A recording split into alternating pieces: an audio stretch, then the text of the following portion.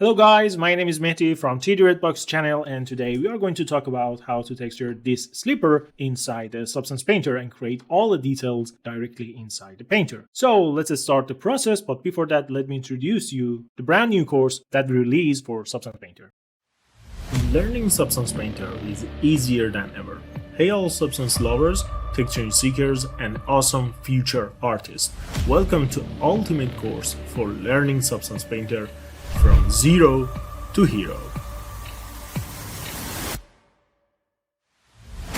Ready to learn how to texture with different projects? Substance Master released a brand new course for those who want to learn to texture with Substance Painter.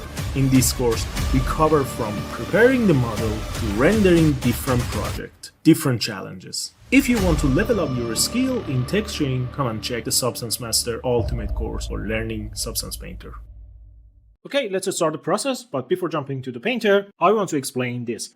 We have this model and we want to work on this, but because we have the back face or the bottom part and we need to work on this and we couldn't turn the geometry inside the painter directly, we need to export this model for the baking process and the rendering phase. But for the texturing process, we should add another variation from this model with duplicating and rotating the model and make it upside down to have access, or we should say the better access to the bottom part. Okay, so we have two FX, one for baking and the rendering, and the other one with two different variation with different rotation for the texturing process. Okay, so let's jump back to the painter. Okay, let's start the process, and I just want to have the model inside the painter, so we can just drag and drop it to the viewport. In the new project window, we set everything that we need. For example, document resolution to 2K, and the normal map format should be on DirectX. For the template, we stick to the PBR metallic roughness, and the rest of the option should be default one. Okay, so let's press OK. We just import the model into the painter. Let's go to the baking mesh maps window, and in here let's choose the output size 4K, change the anti-aliasing to 64x, and the rest of the option is good for us. And we just need to click on the bake selected textures and wait for the process going to done. Okay, and now the baking process is done and we can change the model inside the painter. So I just import the second fix with the two variation model position and just press OK. And as you can see, we have the other variation and we can work on this part very easy. So let's go for the texturing process. Okay, so let's create two folder for the first step, and let's rename them to plastic and fabric. And I'm going to create mask for each folder. Okay, let's add paint, go to the mask view mode, select everything here with the polygon fill mode. And right now I'm going to deselect this area, the inner part, and this section. Okay, so the white area should be the plastic surface and the black should be the fabric. Okay, so I'm going to add an anchor point here, add a fill, load this anchor point, and just invert it. So I create a dynamic mask here and I can control it anytime that I want. Okay, so for the plastic part, I'm going to use the plastic smart material collection from our store that you can find the link of this product inside the description. And having a smart material library can increase your speed and quality during the texturing with a little modification to fit your project. Okay, and I want to add some smart material to the folder to check which one is better for us. Okay, let's turn off all these folders.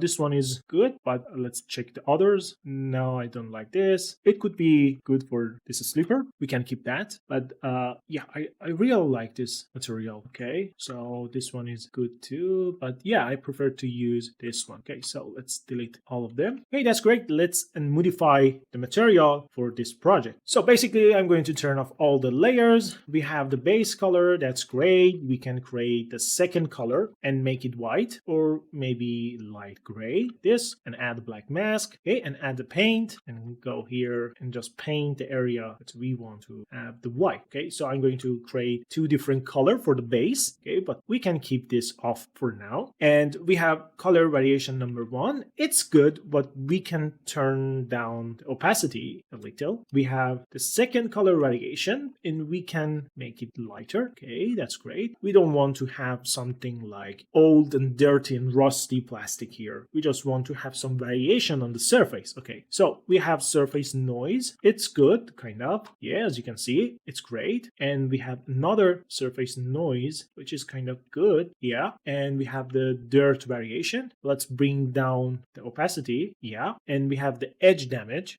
We can delete this one because we don't want it here actually. And for the dirt variation number 2, we are in a good position. Yeah, I think this is good. Okay, maybe we can go to the mask and just decrease the opacity for the mask. Okay, and we have the roughness. Okay, that's great. And as you can see, we have a lot of surface variation here. Let's go and pick a rough surface here. Yeah, and now we can see the difference in the roughness. Maybe we can bring up the value of the base color or base layer. Okay, that's great. That's fine. Can make it rough. And we have the scratch. Okay, so the scratch is good. I think we should keep that. And for the triple S, we can remove this. And I want to add another fill layer, and let's call it edge roughness. Okay, for the edge roughness, I want to add a black mask, add a generator, go here and choose the curvature. Okay, that's great. And in the white area, I want to have more reflective value. Yeah, that's great. In this way, we can have better visual at the end because we have the highlight on the edge and it could add more interesting point to the render. Okay, so that's it. And we just need to paint for the second color. Okay, let's go here and we can just paint here. Let's change the alignment to the UV and size to the texture. Okay, right now I'm going to paint the area that I want and need for the white. And after painting this area, I'm going back and continue the process.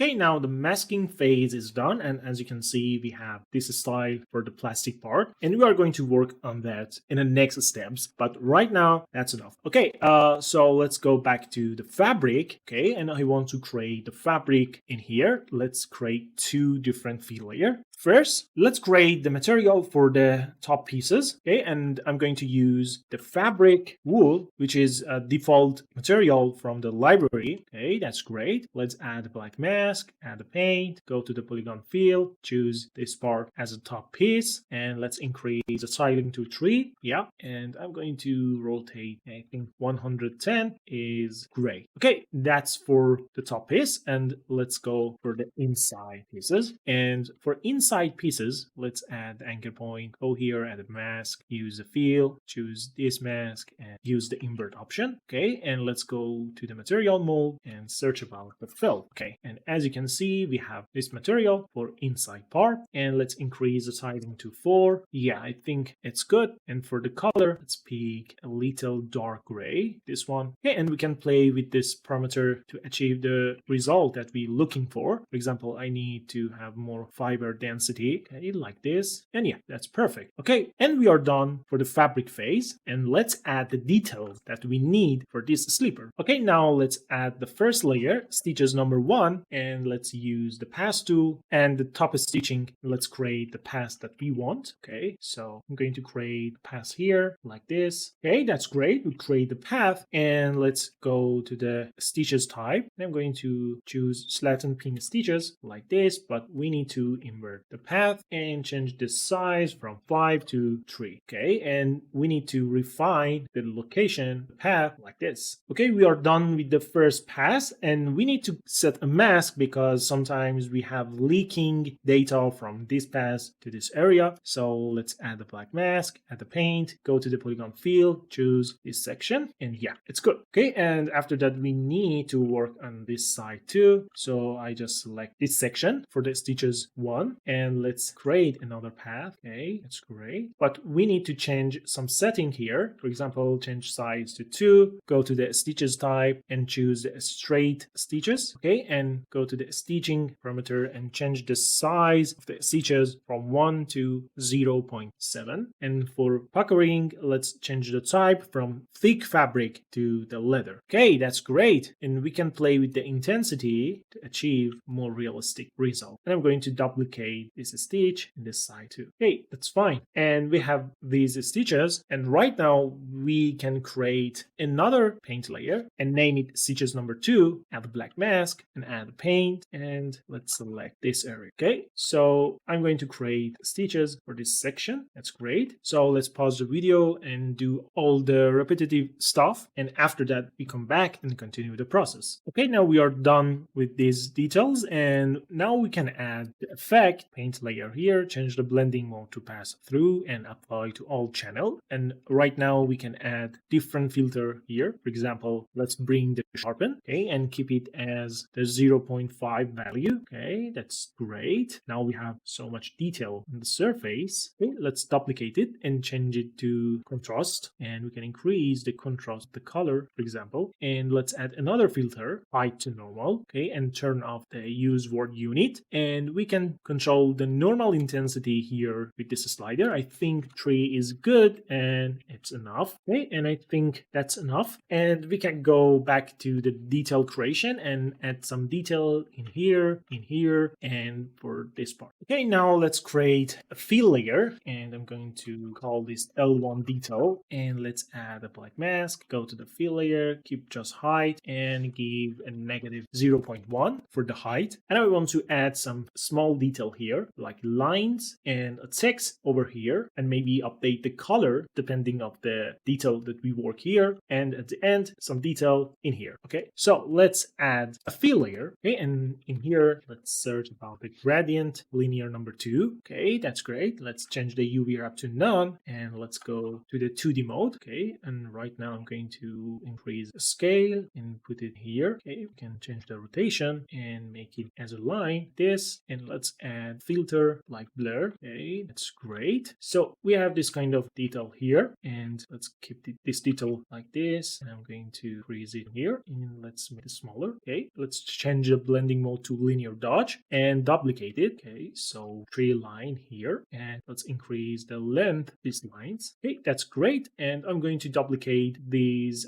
details to the other side. Okay, this one. Okay, that's great. So we add the detail we want, very easy and fast. Yeah, that's great. Okay, let's add the other details like text in here. Okay, let's add another fill layer, L2 details, keep height, put it as negative 0.2. Okay, add the black mask, and right now I'm going to search about the Comic Sans bold. Okay, let's type 3D red box. Okay, change the UV wrap to none, make it small, bring it down. Yeah, put it here. That's great. You can choose the character spacing with the higher amount. Okay, that's great. So maybe we can decrease it. Yeah, I think this number is great. And let's change the blending mode to linear. I'm going to duplicate it, and let's keep R. Okay, and put this R here. Okay, and mirror this text like this. Okay, let's duplicate this fill layer. Okay, and search about square inside the asset library, and put the square border coordinate cut, and let's decrease the square scale by this value. Okay, I think it's good. Let's fix the position, maybe change the size. Okay, so we have this detail here, and for this text I'm going to use the band half rounded. Okay, so let's go to the mask. So this.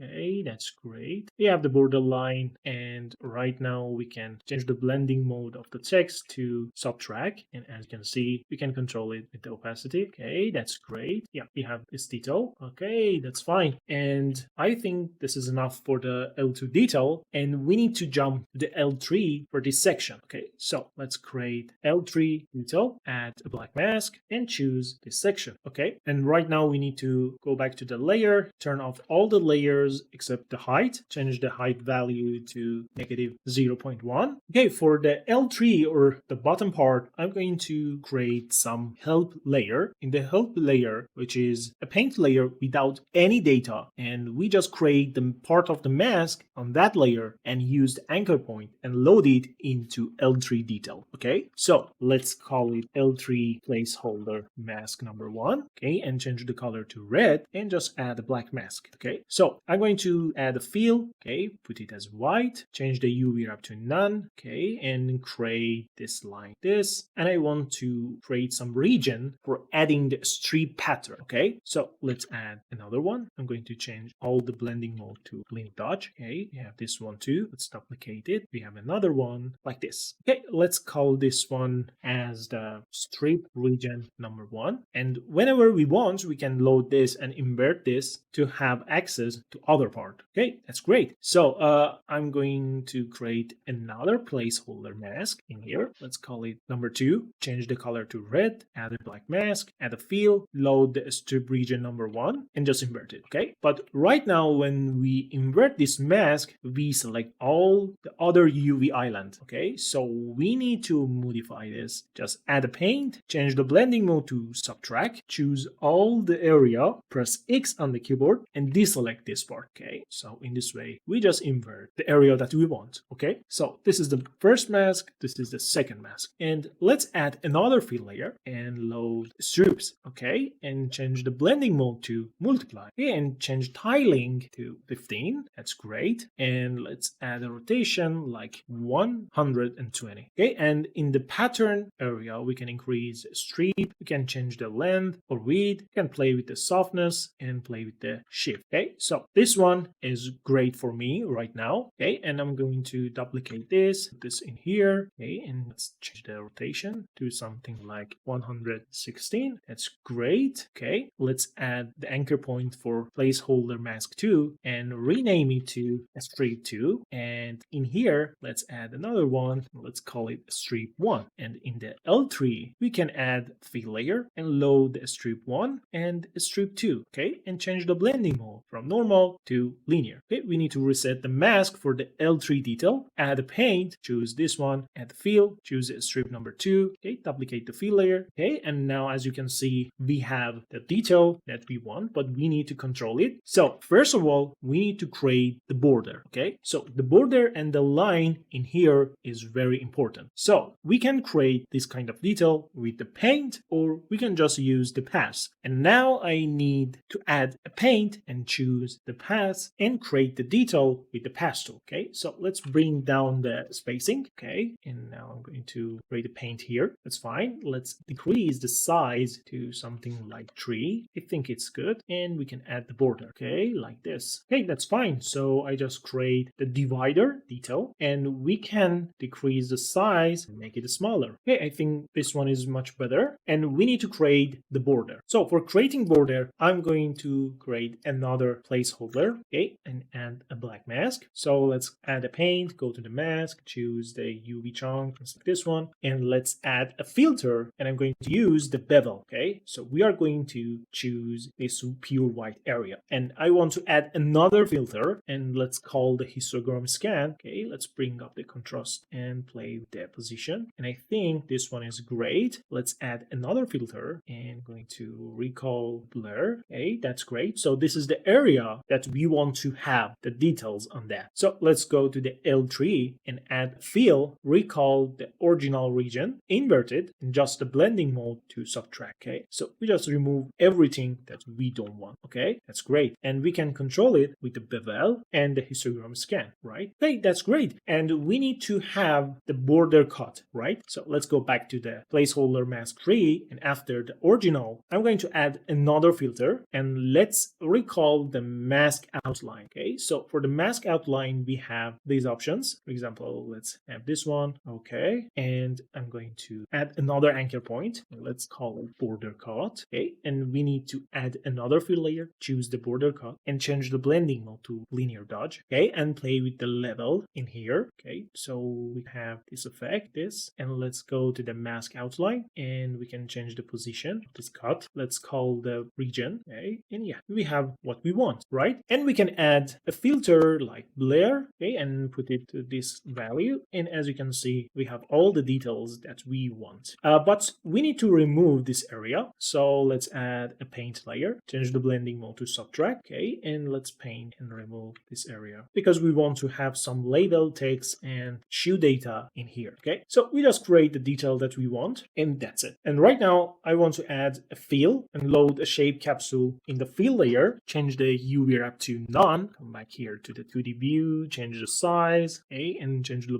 blending mode to linear dodge. Okay, so we have this one in here. Let's bring up the hardness. Okay, as you can see, we have the space for adding the detail. Let's add fill layer, or we can just duplicate the shape capsule, rename it to size, and just load the Comic Sun, maybe 41, 42. Okay, that's great. So let's decrease the size, and I'm going to change the blending mode from this text to subtract. That's great. Okay, that's fine. So we have the detail that we want here, but it's wrong. So we need to mirror it like this. Okay, that's great. And we need to go back to the plastic in here in the second color and just update the mask that we create before. Okay, so let's go to the mask and choose the paint, and let's go to the polygon field, select this section and this one, as you can see, and let's add another paint, change the blending mode to subtract, go to the paint, and for this one I just need to have the 3D Redbox text as a white value, so we can just remove anything else here. Okay, that's great. And let's go to this section. Because we have the white value here, I want to have the white in the bottom part, but we need to subtract some area